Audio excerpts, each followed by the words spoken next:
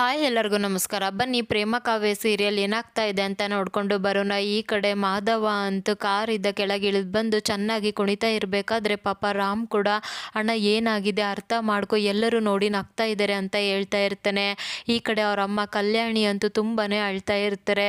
ಮಾಧವ ನಿಲ್ಸು ಮಾಧವ ಅಂತ ಹೇಳ್ತಾ ಇದ್ರು ಕೂಡ ಈ ಕಡೆ ಮಾಧವ ಮಾತ್ರ ಯಾರ ಮಾತನ್ನು ಕೇಳ್ತಾ ಇರೋದಿಲ್ಲ. ಕೊನೆಗೆ ಅವನ ಕೊರಳಲ್ಲಿರೋ ಹೂವಿನ ಹಾರನ ತೆಗ್ದ್ಬಿಟ್ಟು ರಾಮ್ ಕೊರಳಿಗೆ ಹಾಕ್ಬಿಡ್ತಾನೆ. ಅದನ್ನು ನೋಡ್ಬಿಟ್ಟು ಅಲ್ಲಿರೋರೆಲ್ಲರಿಗೂ ಕೂಡ ಶಾಕ್ ಆಗುತ್ತೆ. ಈ ಕಡೆ ಪ್ರೇಮಗಂತೂ ತುಂಬಾ ಖುಷಿ ಆಗ್ಬಿಡುತ್ತೆ. ರಾಮ್ ಕೂಡ ತುಂಬ ಗಾಬರಿ ಮಾಡಿಕೊಂಡು ಪ್ರೇಮನ ನೋಡಿಬಿಟ್ಟು ಮತ್ತೆ ಆ ಹೂವಿನ ಹಾರನ ತೆಗ್ದ್ಬಿಟ್ಟು ಅವನ ಕೊರಳಿಗೆ ಹಾಕ್ತಾನೆ. ಅಣ್ಣ ಏನಣ್ಣ ಮಾಡ್ತಾ ಇದೆಯಾ, ದಯವಿಟ್ಟು ನನ್ನ ಮಾತನ್ನ ಅರ್ಥ ಮಾಡ್ಕೊ ಅಂತ ಹೇಳ್ತಾ ಇರಬೇಕಾದ್ರೆ ಈ ಕಡೆ ಕಾವ್ಯ ಕೋಪ ಮಾಡಿಕೊಂಡು, ನೋಡಿದ್ರಪ್ಪ ನೋಡಿ ಅಕ್ಕಗೆ ಇಂಥ ಹುಡುಗನ್ನ ತಂದು ಮದುವೆ ಮಾಡೋಕ್ಕೆ ನೋಡ್ತಾ ಇದ್ದೀರಲ್ಲ, ಜನಗಳೆಲ್ಲ ಅವ್ನು ಕುಣಿಯೋದನ್ನ ನೋಡ್ಬಿಟ್ಟು ನಗ್ತಾ ಇದ್ದಾರೆ, ಯಾಕೆ ಈ ರೀತಿ ಮಾಡ್ತಾ ಇದ್ದೀರಾ ಅಂದಿದ ತಕ್ಷಣ ಅಯ್ಯೋ ಬಿಡಮ್ಮ, ತುಂಬ ದಿನ ಆದಮೇಲೆ ಅವ್ನು ಮದುವೆ ಆಗ್ತಾ ಇದೆ ಅಲ್ವಾ, ಅದೇ ಖುಷಿಗೆ ಅವನು ಆ ರೀತಿ ಮಾಡ್ತಾ ಇದ್ದಾನೆ ಅಂದಾಗ, ಅಲ್ಲ ನಿಮ್ಗೆ ಏನು ಹೇಳಿದ್ರು ಕೂಡ ಯಾಕೆ ಅರ್ಥ ಆಗ್ತಾ ಇಲ್ಲ, ಪಾಪ ಅಕ್ಕಗೆ ಈ ಮದುವೆ ಇಷ್ಟ ಇಲ್ಲ, ಈ ಥರ ಎಲ್ಲ ಮಾಡೋದ್ರಿಂದ ಅವಳ ಮನಸ್ಸಿಗೆ ಎಷ್ಟು ನೋವಾಗುತ್ತೆ ಅಂತ ನೀವು ಯಾಕೆ ಯಾರೂ ಅರ್ಥ ಮಾಡ್ಕೊಳ್ತಾ ಇಲ್ಲ ಅಂತ ಕಾವ್ಯ ಹೇಳಿದಾಗ, ಅಲ್ಲ ಅವ್ನು ಕುಣಿಯೋದ್ರಿಂದ ನಿನ್ಗೇನೆ ಸಂಕಟ ಅಂತ ಅವ್ರ ಅಮ್ಮ ಕೇಳ್ತಾರೆ. ಹೌದು ಬಿಡಿ, ನಾನೇನು ಹೇಳಿದ್ರು ಕೂಡ ಒಟ್ಟಿನಲ್ಲಿ ನೀವು ಅವನ ಬಗ್ಗೆ ಏನು ತಿಳ್ಕೊಳಕ್ಕೆ ರೆಡಿ ಇಲ್ಲ ಅಲ್ವಾ ಅಂದಿದ ತಕ್ಷಣ ಈ ಕಡೆ ಮಾದೇವ ಪಂಚನು ಕೂಡ ಕೆಳಗಡೆ ಬಿದ್ದುಬಿಡುತ್ತೆ. ಅದನ್ನು ನೋಡಿ ಜನಗಳು ಜೋರಾಗಿ ನಗೋಕ್ಕೆ ಶುರು ಮಾಡ್ತಾರೆ.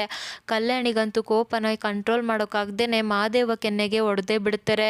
ಅದನ್ನು ನೋಡ್ಬಿಟ್ಟು ಎಲ್ಲರಿಗೂ ಕೂಡ ಶಾಕ್ ಆಗುತ್ತೆ. ನೋಡಿದ್ರಪ್ಪ, ಇಂಥ ಯೂಸ್ಲೆಸ್ಗೆ ನಮ್ಮ ಅಕ್ಕನ್ನ ಕೊಟ್ಟು ಮದುವೆ ಮಾಡೋಕ್ಕೆ ಹೊರಟಿದ್ದೀರ, ಏನಾಗಿದೆ ನಿಮಗೆ, ತನ್ನ ಮದುವೆ ಅಂತ ಮೈ ಮೇಲೆ ಪ್ರಜ್ಞೆ ಇಲ್ದೇನೆ ಮೈ ಮೇಲಿರೋ ಬಟ್ಟೆ ಕೆಳಗೆ ಬಿದ್ರೂ ಕೂಡ ಕುಣಿತಾ ಇದ್ದೇನೆ, ಇಂಥವ್ನಿಗೆ ನಮ್ಮ ಅಕ್ಕನ್ನ ಯಾಕೆ ಕೊಡಬೇಕು, ನಾನು ಮಾತ್ರ ಯಾವುದೇ ಕಾರಣಕ್ಕೂ ಈ ಮದುವೆನ ಒಪ್ಕೊಳ್ಳೋದಿಲ್ಲ ಅಂದಿದ ತಕ್ಷಣ ಕಾವ್ಯ ನೀನು ಸುಮ್ಮನಿದ್ರೆ ಸರಿ, ಏನೋ ಈ ರೀತಿ ಆಗಬಾರ್ದಿತ್ತು ಆಗಿದೆ ಅಂತ ಹೇಳ್ಬಿಟ್ಟು ಎಲ್ಲರೂ ಕೂಡ ಚೌಟ್ರಿ ಹತ್ರ ಬರ್ತಾರೆ. ಪ್ರೇಮ ಬೇಜಾರಾಗಿ ಕೂತಿರ್ಬೇಕಾದ್ರೆ, ಪ್ರೇಮ ಆಗಿರೋ ಘಟನೆನ ನೆನ್ಪು ಮಾಡಿಕೊಂಡು ಬೇಜಾರು ಮಾಡ್ಕೋಬೇಡ, ಮಾದೇವ ಆ ರೀತಿ ಮಾಡಬಾರ್ದಿತ್ತು, ಏನೋ ಕೆಟ್ಟುಗಳಿಗೆ ಮಾಡಿದ್ದಾನೆ ಅಂತ ಅವ್ರ ಅಮ್ಮ ಹೇಳಿದ ತಕ್ಷಣ, ಹೌದಮ್ಮ ಅವನ್ನ ತುಂಬ ದಿನದಿಂದ ನೋಡಿದ್ದೀನಿ, ಅವನು ಯಾವತ್ತೂ ಕೂಡ ಈ ರೀತಿ ನಡ್ಕೊಂಡಿಲ್ಲ, ಆದರೆ ಇವತ್ತು ಅವನು ಯಾಕೆ ಆ ರೀತಿ ಮಾಡಿದ್ನೋ ನನಗೂ ಗೊತ್ತಿಲ್ಲ ಅಂತ ಅವ್ರ ಅಪ್ಪ ಹೇಳಿದ ತಕ್ಷಣ ಕಾವ್ಯ ಕೋಪ ಮಾಡಿಕೊಂಡು, ಏನಾಗಿದೆ ನಿಮಗೆ, ಅಕ್ಕನ್ನ ಸಮಾಧಾನ ಮಾಡೋದು ಈ ರೀತಿನ, ಇಲ್ಲೂ ಕೂಡ ಅವನಿಗೆ ಸಪೋರ್ಟ್ ಮಾಡ್ಕೊಂಡು ಮಾತಾಡ್ತಾ ಇದ್ದೀರಾ, ಅಲ್ಲ ಅವನು ಜನಗಳ ಮುಂದೆ ಮಾನ ಮರ್ಯಾದೆನ ತೆಗ್ದಿದ್ದೇನೆ, ಆದ್ರೂ ಕೂಡ ನೀವು ಅಕ್ಕಗೆ ಅವನ್ನ ಕೊಟ್ಟು ಮದುವೆ ಮಾಡೋಕ್ಕೆ ಹೊರಟಿದ್ದೀರಾ,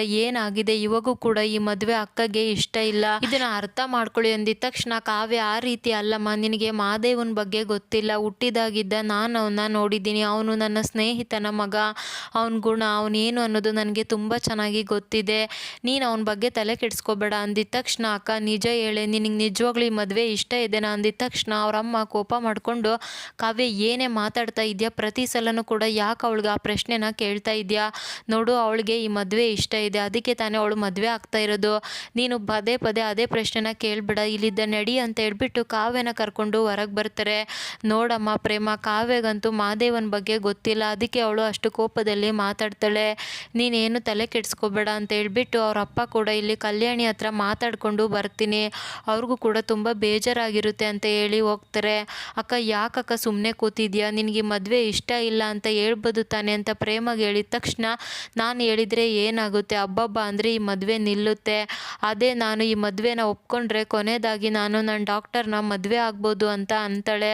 ಅಕ್ಕ ಏನು ಮಾಡೋಕೆ ಹೊರಟಿದ್ಯಾ ಅಂದಾಗ, ನಾಳೆ ಬೆಳಗ್ಗೆ ನಿನಗೆ ಎಲ್ಲ ಗೊತ್ತಾಗುತ್ತೆ, ನನ್ನ ಕೊರಳಿಗೆ ತಾಳಿ ಕಟ್ಟೋದು ಯಾರು ಅನ್ನೋದು ನಾಳೆ ಗೊತ್ತಾಗುತ್ತೆ ಅಂತ ಹೇಳ್ತಾಳೆ. ಅದೇ ಟೈಮ್ಗೆ ಈ ಕಡೆ ಮಾಧವ ಕೂಡ ತುಂಬ ತಲೆನೋಯ್ತಾ ಇದೆ. ರಾಮ್ ಅಂದಿದ ತಕ್ಷಣ, ಮೊದಲು ಇದನ್ನ ಕುಡಿ, ಇದನ್ನ ಕುಡಿದ್ರೆ ಸರಿ ಹೋಗುತ್ತೆ ಅಂತ ಹೇಳ್ತಾನೆ. ಅಲ್ಲ ಅಣ್ಣ, ಇಂಥ ಕೆಲಸ ಮಾಡ್ತಾರಾ, ಇವತ್ತು ಕುಡಿಬಾರ್ದು ಅಂತ ದೊಡ್ಡಮ್ಮ ಅಷ್ಟೆಲ್ಲ ಹೇಳಿದ್ರು ತಾನೆ, ಯಾಕೋ ಈ ರೀತಿ ಮಾಡಿದೆ ಅಂದಾಗ, ರಾಮ್ ನಿಜವಾಗ್ಲೂ ರಾಮ್, ನಾನು ಕುಡ್ದೇ ಇಲ್ಲ, ನಾನು ಕುಡ್ದಿದ್ದು ಬರೀ ಜ್ಯೂಸ್ ಅಷ್ಟೇ, ನಾನು ನಿಮ್ಮ ಜೊತೆಗೆ ಇದ್ದೆ ತಾನೆ, ನಾನು ಯಾವಾಗೋ ಕುಡ್ದಿದ್ದೀನಿ ಅಂತ ಹೇಳಿದಾಗ, ಸಾಕು ಸುಮ್ಮನೆ ಇರ್ತೀಯ, ನೀನು ಹೇಗೆ ಮಾಡಿದೆ ಅಂತ ಎಲ್ಲರೂ ಕೂಡ ನೋಡಿದ್ದಾರೆ, ಇವಾಗ ಬಂದ್ಬಿಟ್ಟು ನಾನು ಕುಡ್ದಿಲ್ಲ ಅಂದರೆ ಯಾರಣ್ಣ ನಂಬ್ತಾರೆ ಅಂತ ರಾಮ್ ಹೇಳಿದಾಗ, ಅಯ್ಯೋ ರಾಮ್ ನಿಜವಾಗ್ಲೂ ನಾನು ಕುಡ್ದಿಲ್ಲ ಅಂತ ಹೇಳ್ತಾ ಇರ್ತಾನೆ. ಅದೇ ಟೈಮ್ಗೆ ಈ ಕಡೆ ಮಹೇಶ್ವರಿ ಮತ್ತೆ ಅವ್ರ ತಮ್ಮ ಇಬ್ಬರು ಕೂಡ, ಏನೋ ಮಾಡಿದ್ಯಾ, ಇವನು ಇಂಥ ಕೆಲಸ ಮಾಡಿದ್ದೇನೆ ಅಂದಿದ ತಕ್ಷಣ, ಅದೆಲ್ಲ ಸೀಕ್ರೆಟ್ ಅಂತ ಅವ್ರ ತಮ್ಮ ಹೇಳ್ತಾನೆ, ಬಟ್ ಮಾಡೋದು ಮಾಡಿದ್ಯಾ, ಸರಿಯಾಗಿರೋದನ್ನೇ ಮಾಡಿದ್ಯಾ, ಇವತ್ತಂತೂ ಆ ಕಲ್ಯಾಣಿ ಮರ್ಯಾದೆ ಎಲ್ಲ ಹೋಯ್ತು, ಇದನ್ನು ನೋಡೋಕ್ಕಂತೂ ನನಗೆ ತುಂಬಾ ಖುಷಿ ಆಗ್ತಾ ಇದೆ, ಪ್ರೇಮ ಅಂತೂ ಈ ಮದುವೆ ಆಗೋಕ್ಕೆ ಸಾಧ್ಯನೇ ಇಲ್ಲ,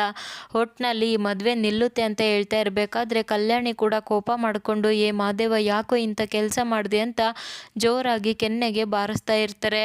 ಅಯ್ಯೋ ಅದಕ್ಕೆ ಏನು ಮಾಡ್ತಾ ಇದ್ದೀರಾ ನಿಲ್ಲಿಸಿ ಅಂತ ಹೇಳ್ಬಿಟ್ಟು ಹೇಳ್ಬಿಟ್ಟು, ಅಲ್ಲ ಮಹಾದೇವ ಇಂಥ ಕೆಲಸ ಮಾಡೋಕ್ಕೆ ಸಾಧ್ಯನೇ ಇಲ್ಲ, ಏನೋ ಕೆಟ್ಟುಗಳಿಗೆ ಆಗೋಗಿದೆ, ಬಿಟ್ಟಾಕಿ ಅಂತ ಹೇಳಿದಾಗ, ಏನೋ ಇದನ್ನು ಬಿಟ್ಟಾಕಬೇಕಾ, ಅಲ್ಲ ಇವನು ಎಂಥ ಕೆಲಸ ಮಾಡಿದ್ದಾನೆ, ಮಾತಾಡೋರ ಮುಂದೆ ನನಗೆ ಮರ್ಯಾದೆ ಸಿಗಬೇಕು ಅಂತ ತಾನೇ ಇಷ್ಟು ಗ್ರ್ಯಾಂಡಾಗಿ ಮದುವೆ ಮಾಡ್ತಾ ಇರೋದು, ಆದರೆ ಇವನು ಅಂಥ ಜನರ ಎದುರೇ ನನ್ನ ಮರ್ಯಾದೆನ ತೆಗ್ದಿದ್ದಾನೆ, ಯಾಕೋ ಇಂಥ ಕೆಲಸ ಮಾಡಿದೆ, ಯಾಕೋ ಅಂತ ಹೇಳ್ಬಿಟ್ಟು ತುಂಬಾ ಅಳ್ತಾ ಇರ್ತಾರೆ. ಅಮ್ಮ ನಾನು ನಿಜವಾಗ್ಲೂ ಕೂಡ ಕುಡ್ದಿಲ್ಲ ಅಂತ ಮಹಾದೇವ ಕೂಡ ಹೇಳ್ತಾ ಇರ್ತಾರೆ. ಅಲ್ಲ ಇವಾಗ ಬೀಗ್ರೇನಾದರೂ ಬಂದ್ಬಿಟ್ಟು ಈ ಮದುವೆ ಬೇಡ ಅಂತ ಹೇಳಿದರೆ ನಾನೇನೋ ಮಾಡಲಿ, ಸಾಧ್ಯನೇ ಇಲ್ಲ, ಅವರಂತೂ ಈ ಮದುವೆಗೆ ಒಪ್ಕೊಳ್ಳೋಕ್ಕೆ ಸಾಧ್ಯನೇ ಇಲ್ಲ ಅಂತ ಹೇಳ್ತಾ ಇರಬೇಕಾದ್ರೆ ಅದಕ್ಕೆ ಆ ರೀತಿ ಏನೂ ಆಗೋದಿಲ್ಲ.